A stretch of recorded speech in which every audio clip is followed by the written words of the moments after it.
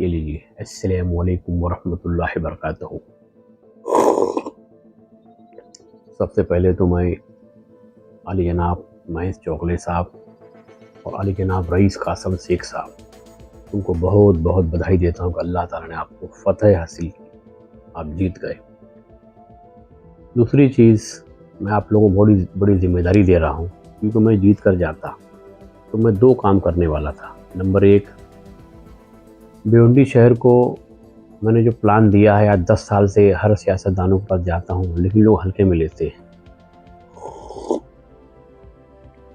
भिवंडी कोकन इलाके में पड़ता है।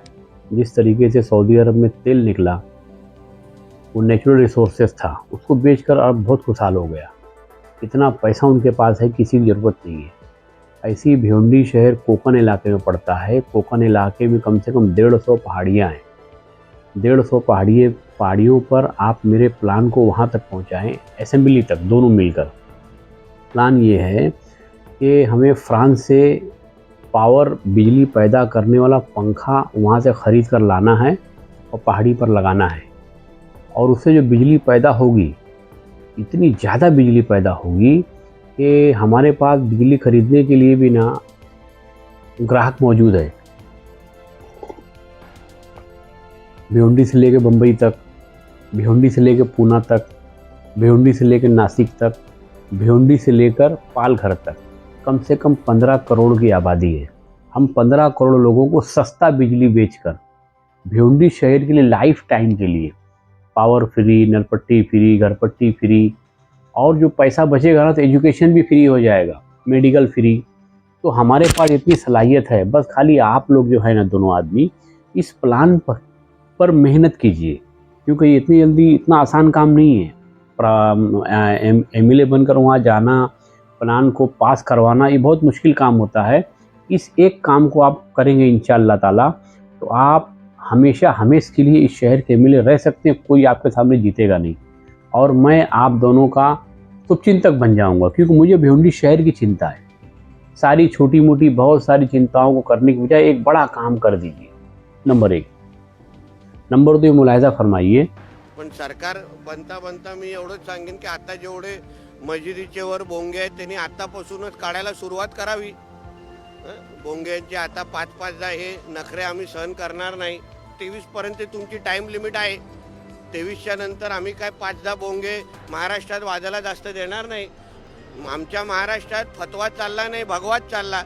मूल्य आहेत, मौलवी आहेत, ज्यांनी खूप फडफड केली। हे काय उलमा जे काय बोर्ड आहेत, त्यांनी आत्ताच आपल्या शटर बंद करून टाळा लावून इथून पळून जावं, नाहीतर उद्या आम्हाला तुमची शिकार करण्याची वेळ आणून देऊ नका। अभी देखिए नारायण राणे जी, देखिए ये बेचारे जो है राग लाप रहे हैं, जहर उगल रहे हैं, ठीक है। अब इधर देख लीजिए,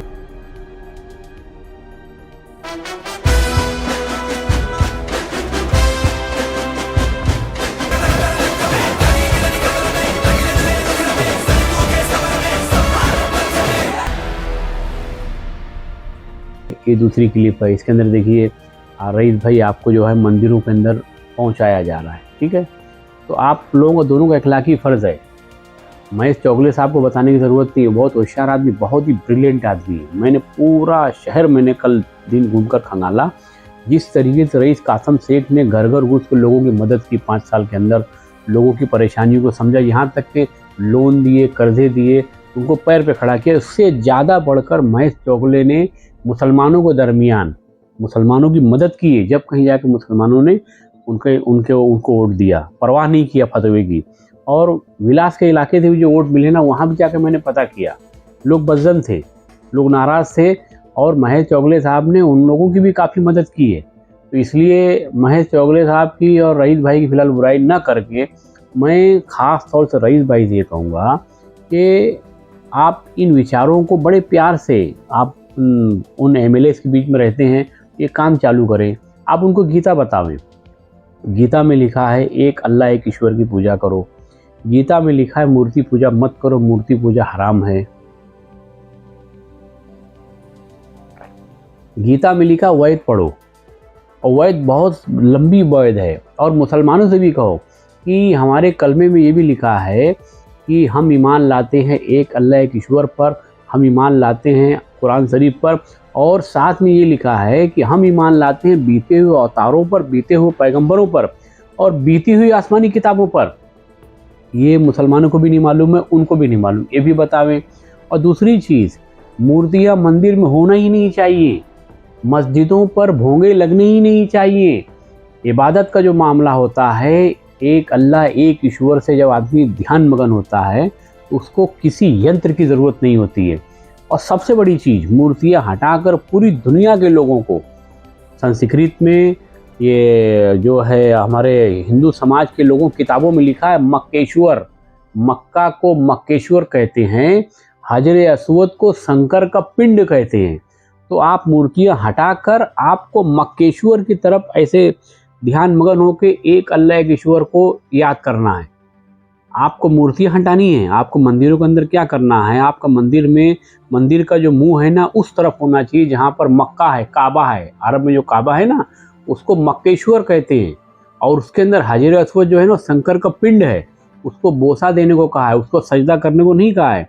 पूरी दुनिया के तमाम लोग जो हिंदू अपने आप को मानते हैं, हिंदू नाम का बिल्कुल धर्म नहीं है। आप मोदी जी से पूछ लीजिए, सनातन धर्म है जिसको इस्लाम कहते हैं। इस्लाम ही सनातन है, सनातन ही इस्लाम है। इसलिए मुसलमान और हिंदू दोनों को आपस में लड़ना नहीं चाहिए, मक्केश्वर की तरफ मुंह करके नमाज पढ़ना चाहिए।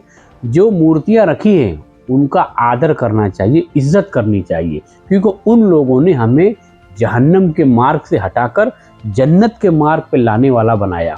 और आक़ाए दो आलम सल्लल्लाहु अलैहि वसल्लम को रहमतुल लिल आलमीन कहा, तमाम आलम का। मतलब मुस्लिम हिंदू कौम मिल्लत की बात मत करो, आप बड़ी बातें करो। आप बहुत बड़े काम को लेकर चल रहे हो, इसलिए छोटी बातें, छोटी छोटी बातें मत करो। हर गलत रास्ते पर चलने वालों को जहन्नम के रास्ते से हटाकर जन्नत के रास्ते पे लाओ। मेरी आप दोनों एमएलए से रिक्वेस्ट है कि आप दोनों हमारे प्लान को भी ध्यान दें। मतलब इस प्लान से भी भिंडी शेयर का फ़ायदा होगा और इस विचार पर भी मेहनत करें, तो आने वाला भविष्य आप लोगों की लाइफ टाइम एमएलए बना सकता है।